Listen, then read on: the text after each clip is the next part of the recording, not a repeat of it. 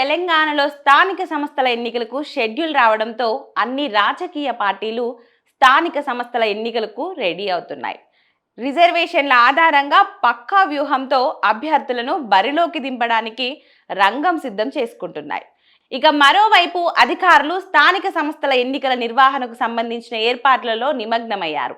ఇదిలా ఉంటే తాజాగా తెలంగాణ రాష్ట్రంలో జరగనున్న స్థానిక సంస్థల ఎన్నికలకు సంబంధించి రాష్ట్ర ఎన్నికల కమిషన్ కొత్త మార్గదర్శకాలను విడుదల చేసింది.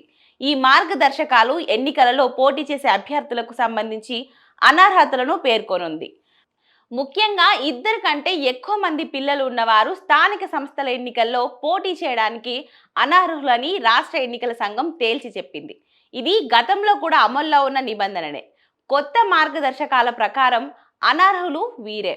అంతేకాదు, కొత్త మార్గదర్శకాల ప్రకారం అంగన్వాడీ కార్యకర్తలు, గ్రామ సేవకులు, కేంద్ర రాష్ట్ర ప్రభుత్వ ఉద్యోగులు, స్థానిక సంస్థల్లో పనిచేసే ఎయిడెడ్ సంస్థల ఉద్యోగులు స్థానిక సంస్థల ఎన్నికల్లో పోటీ చేయడానికి అనర్హులని పేర్కొంది.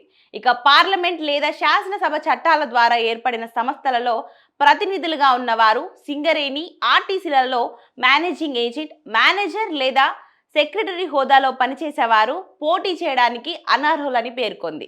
వీరు పోటీ చేయకూడదు. మతపరమైన సంస్థలకు చైర్మన్గా ఉన్నవారు, సభ్యులుగా ఉన్నవారికి ఈ ఎన్నికల్లో పోటీ చేసే అర్హత లేదని ఎన్నికల సంఘం వెల్లడించింది. ఇదే సమయంలో కేంద్ర రాష్ట్ర ప్రభుత్వాలకు సంబంధించిన పనులకు కాంట్రాక్టర్లుగా ఉన్నవారు, పౌర హక్కుల పరిరక్షణ చట్టం 1955 పరిధిలోకి వచ్చే కేసులలో శిక్షణ పడిన వారు ఈ ఎన్నికల్లో పోటీకి అనర్హులు.